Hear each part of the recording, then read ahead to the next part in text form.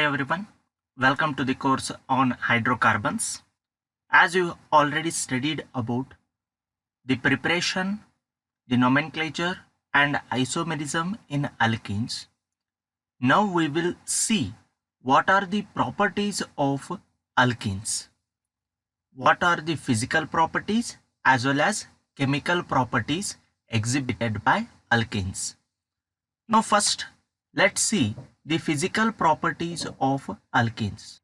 The first three members of the alkenes are present in gaseous form and the next 14 are present in liquid form and the higher ones are present in solid form. As in case of alkanes, you have studied the same physical property. Some are present in gaseous form, that is usually first members. Then next, higher members or higher alkanes are present in liquids and still higher alkanes are present in solid form. Here also the alkenes will also show the same properties because as the molecular weight increases, the intermolecular forces will also increases and thus their state will also get changes. So lower alkenes, which are usually ethene, propene, butene, are present in gaseous form because of their low molecular weight and thus they have weak intermolecular forces. And next 14 are present in liquid form because of strong intermolecular forces. And C17, C18 kind of alkenes means the compounds containing carbon 17, carbon 18 are present in solid form because of strong intermolecular forces. Then ethene is a colorless gas with a faint sweet smell. This is the first member, that is ethene in case of alkenes, and it is a colorless gas with a faint sweet smell. Means it has odor. But apart from this, all other alkenes are colorless and odorless. Only ethene will exhibit the odor, that is faint sweet smell, and the remaining are colorless as well as odorless. And these alkenes are insoluble in water but fairly soluble in non-polar solvents like benzene, petroleum, ether, etc. So as the solubility, it mainly works on like dissolves like property. Thus water is a polar and alkenes are non-polar. Thus they are insoluble in water. But they are fairly soluble, not completely soluble, but fairly soluble in non-polar solvents like benzene, petroleum, ether. So since they are non-polar and hence they will dissolve in non-polar solvents. And the next physical property shown by alkenes is they show a regular increase in boiling point with increase in size. As you know, with increase in size, the intermolecular force increases. So if intermolecular forces increases, then their boiling point as well as melting point will also increases. And straight chain alkenes have higher boiling point than isomeric branched chain compounds because in straight chain the attractive force is strong, the strong bond is there, but in case of isomeric branched chains the weak bond will be formed. Due to that, the straight chain alkenes have higher boiling point and branched chain compounds are having low boiling point comparatively. Then let's move to the chemical properties. These are the some physical properties of alkenes. Remember those properties. And next we shall move to the chemical properties. One of the common reaction or property shown by alkenes is addition of dihydrogen. Means we can add dihydrogen gas to the alkenes. and these alkenes add up one molecule of dihydrogen gas in the presence of finely divided nickel, palladium or platinum catalyst to form alkanes. So these will undergo addition reaction or hydrogenation reaction. Addition of dihydrogen is said to be hydrogenation reaction. So now here how we can represent the addition of dihydrogen. Simply take any one alkene. Let's take the simpler alkene, that is ethene. So when ethene will react with dihydrogen gas in presence of the catalyst, it may be nickel, palladium or platinum. What it will form? The hydrogen H, one will react with this C and another H will react with this C. Means they will form bond by taking these pi electrons. So thus they will form CH3. One hydrogen is added to this and another one is added to this carbon atom. So therefore it will form CH3, CH3, and double bond gets converted into single bond because hydrogen has got the electrons from these loosely or weakly held pi bond. Okay, so thus what we have got? Ethane. So ethene gets converted into ethane by addition of dihydrogen. This is the one of the reaction shown by alkenes. Now, along with this, halogens can also be added to the alkenes. So addition of halogens, what happens when we add halogen to the alkenes? Halogens like bromine or chlorine add up to alkene to form vicinal dihalides. So vicinal dihalides, you already know. Halide means halogen atoms are present at the adjacent carbon atoms. Now let's see one of the example for that.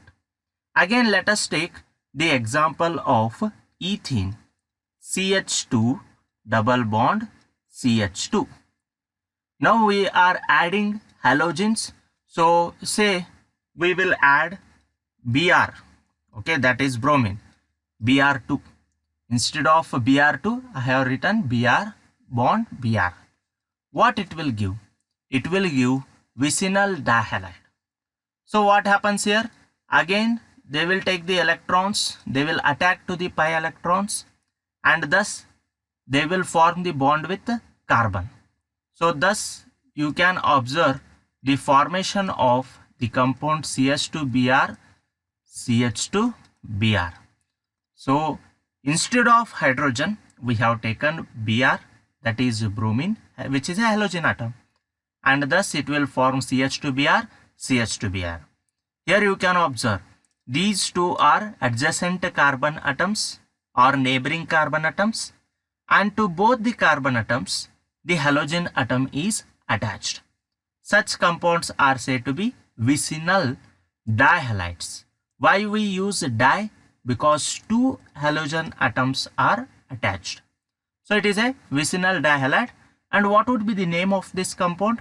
So the name of the compound is 1, 2, prefix is bromo. How many bromo atoms are there? 2. So dibromo. 1, 2 dibromo. How many carbon atoms are there? 2. So 1, 2 dibromo ethane. This is the name of the compound. Okay, that you should know. The reddish orange color of bromine solution in carbon tetrachloride is discharged when bromine adds to an unsaturation site. Whenever we take any compound, if we want to determine whether it is saturated or unsaturated, especially unsaturation. Unsaturation means it should consist of double or triple bond. Now, to find that whether it is saturated or unsaturated, we will add the carbon tetrachloride, or we will take the carbon tetrachloride solution, and To that we will add the small amount of bromine solution. The bromine solution is present in reddish orange color. Now upon addition of bromine solution to the carbon tetrachloride, the reddish orange color of that bromine solution will get discharged, means it will get disappears and becomes colorless, or light yellow color will be obtained, and this will shows the presence of double bond in the compound, because when the Br will react with the double bond, then it will form the saturated compound, which is a colorless or light yellow compound, and this indicates the reaction has been taken place and it consists of double bond, and this is used for the test for unsaturation. If there is a presence of saturated compound, then upon addition of bromine solution, its color will remain reddish orange only. No change in the color will be observed, and thus we can conclude that the compound is saturated, means it consists of single bonds only. If color gets discharged or disappears, then we will say it is a unsaturated compound. So test for unsaturation can be done by using the bromine solution in carbon tetrachloride. Remember this test. Next, the addition of halogens to alkenes is an example for electrophilic addition reaction. So when we add halogen to the alkenes, it is example for electrophilic addition reaction, because bromine, it is electrophilic. Electrophilic means it requires electron. It is electron deficient, so it will attract towards electron and gets added to the alkene. So thus it is said to be electrophilic addition reaction. So now another reaction shown by alkenes is addition of hydrogen halides. So now we have studied addition of dihydrogen and addition of halogen. Now what happens when we add hydrogen halides to the alkenes? They will simply form alkyl halides, and the order of reactivity of the hydrogen halides is Hi, that is hydrogen iodide, is greater than hydrogen bromide greater than hydrogen chloride.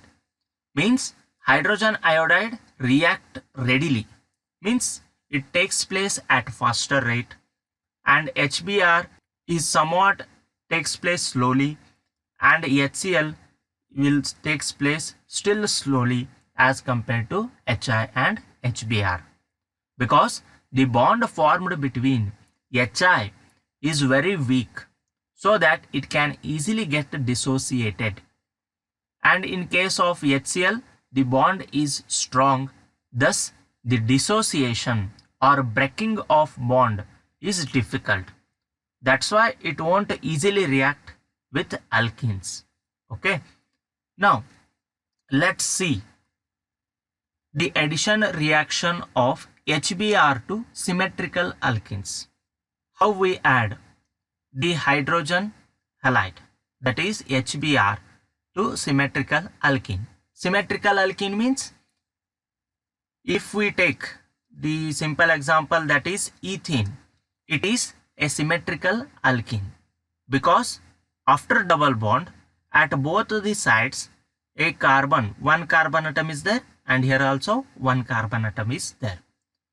Then we call it as symmetrical alkene. Means if we place a mirror, then they are symmetric to each other. Means we will get equal parts having the same structure. Okay, so now CH2 double bond CH2 I have taken. If we add HBr, that is hydrogen bromide, to the symmetric alkene, that is ethene, what it will form? It will form CH3 CH2 Br. So how it is formed? Simply see here HBr. Okay. So here Br is more electronegative. So it will attract the electrons towards it from hydrogen. Due to that, electron density on a bromine will increases, and thus it will get small negative charge, that is partial negative charge. And here the electron density decreases on hydrogen atom, and hence it will get small positive charge or partial positive charge. Now here if you observe the Br minus, okay, it is having negative charge, and H, it is having positive charge. Now this H plus, it will attack to the pi bond because it consists of loosely held electrons. Pi bond means it consists of electrons but they are loosely held. Due to that, since H plus means it is electron deficient, means it requires electron, so it will seeks for electrons, or it will attract towards electron because of electron deficiency, and thus it is said to be electrophilic. So now this H plus will attract these electrons and forms the bond with carbon. Thus the CH2 becomes CH3, and this CH2 will remain as it is. What happens to that? CH3, after removal of double bond, it will become CH2 plus, because here the tetravalency is not maintained. Here tetravalency is maintained. Tetravalency maintained means the carbon should surrounded by 4 bonds, and here the carbon will form 3 bonds with hydrogen and 1 bond with carbon. So now this carbon atom, it will form 2 bonds with hydrogen and 1 bond with another carbon atom. So totally 3 bonds are formed, but it should form 4 bonds. So thus it will have the plus charge on it, means it requires electrons. In such case, the Br minus, it is present because H plus has reacted with CH2 to form CH3. The remaining what? Br. That Br, which is having negative charge, will attract to this carbon because it is having plus charge. So thus again it will form a bond with CH2 and forms Br. So thus the compound formed will be CH3 CH2 Br. Means whenever we add the hydrogen halide, that may be HBr or HCl, the H will added to one of the carbon atom and Br will added to another carbon atom. So simply one will go to the one carbon atom, the Br will go to the another carbon atom. They will get added. So this is the addition of reaction of HBr to symmetrical alkenes. So suppose if we take unsymmetrical alkene, so in case of symmetric we can add the Br to any one of the carbon and H to any one of the carbon. Here we can add the Br to this and H to this. We can write it as Br CH2 and CH3. Both are same. 1-bromo-ethane only. The name of the compound formed will be 1-bromo-ethane. Nothing will be difficult here.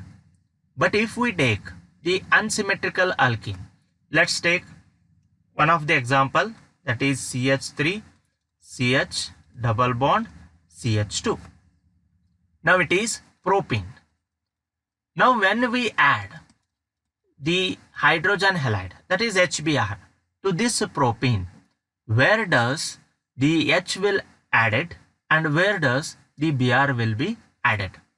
Because Br can added at this site and H can added to this site, and vice versa. Br can be added to this carbon atom and H can be added to this carbon atom. In such case, the two different kinds of products will be obtained. So which one is to be considered as major product? Because both the compounds that are formed are not major. One will get in major quantity, another product will get in minor quantity. So we want major product. So how we can write the reaction for such kind of unsymmetrical alkenes? So let's see the addition of HBr to unsymmetrical alkenes. And here we will use one rule, that is Markovnikov's rule. So very important rule. You have to remember this rule because it is very helpful in second PUC also. To understand any reaction, the Markovnikov rule is very important. So what does this Markovnikov's rule states? It states that negative part of the addendum means adding molecule, gets attached to that carbon atom which possesses lesser number of hydrogen atoms. So negative part of the molecule added to the carbon having less number of hydrogen atoms. And what about positive part? The positive part of the addendum gets attached to the carbon atom having more number of hydrogen atoms. Negative part go to the carbon having less number of hydrogen atoms, and positive part go to the carbon containing more number of hydrogen atoms. That is the Markovnikov's rule. Simply let's take the example. We will take again the same example, CH3, CH double bond, CH2. Now I will add HBr here. So again we can see delta minus and delta plus HBr. Now where it will attack?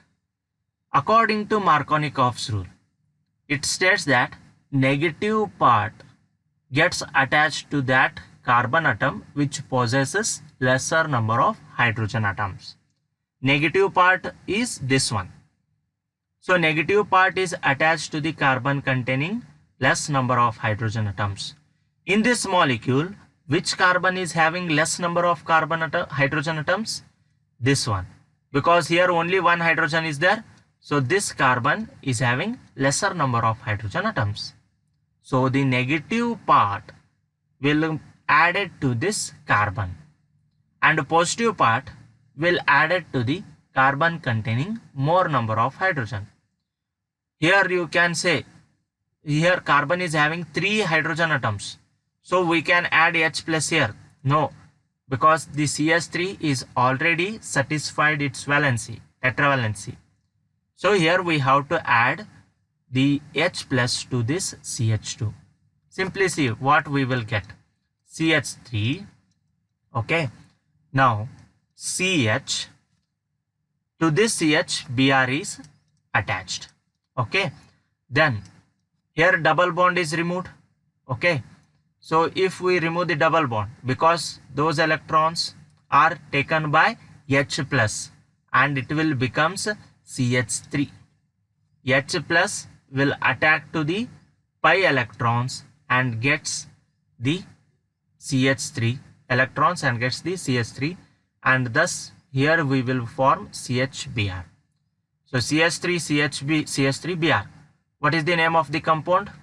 Word root is prop. All are single bonds, ANE, and prefix is bromo. At what position it is there? Second position. So do 2-bromopropane. It is the major product that we can obtain. Another possibility is what? Here we can take CH3, CH, okay. Then if we add H to here, it will become CH2 and it will become CH2Br. Here we will get 1-bromopropane. So these are the two compounds that are formed, and major product will be this one and minor product will be this one, okay. So we have to write always the major product. So this is the Markovnikov's rule. Now why 2-bromopropane is the major product? Why not 1-bromopropane? That we will understand by mechanism. So let's see the mechanism of this addition.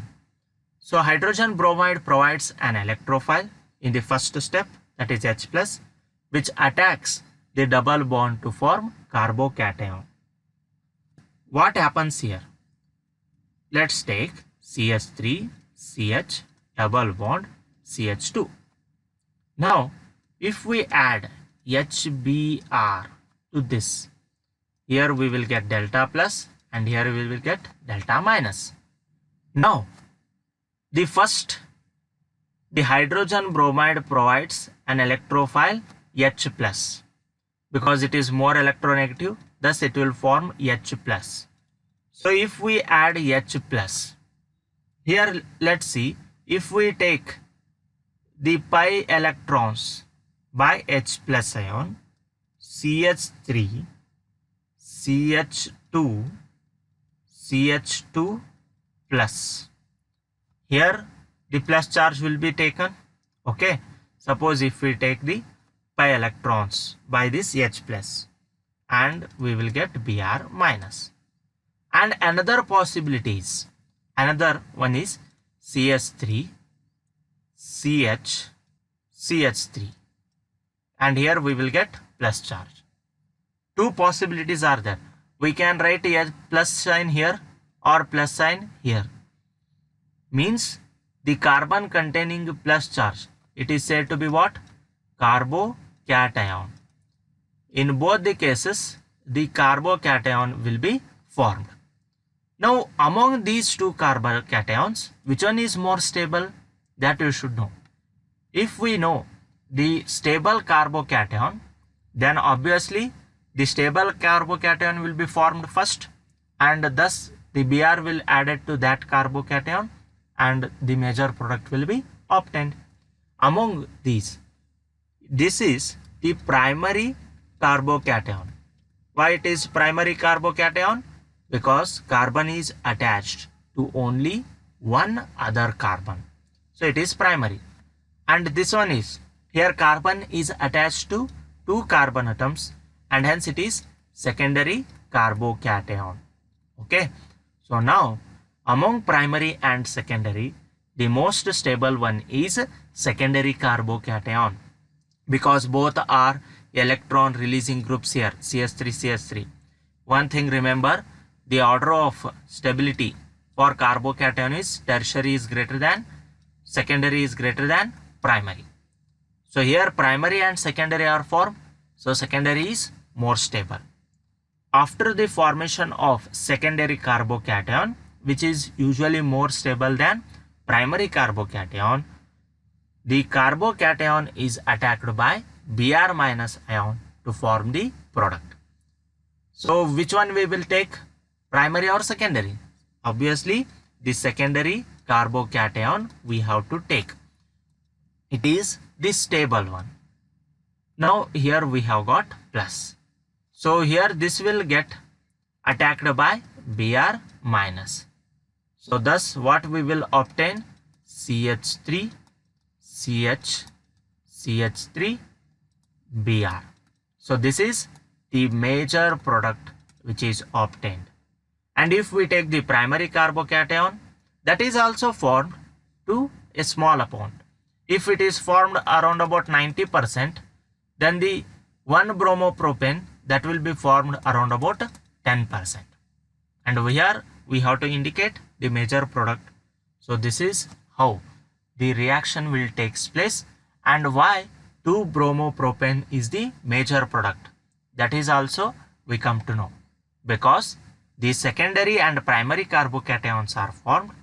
The secondary carbocation is more stable and thus the bromine will attack to the secondary carbocation and thus the product obtained will be 2-bromopropane, which is the major product. So this is the mechanism of addition of HBr to unsymmetrical alkenes.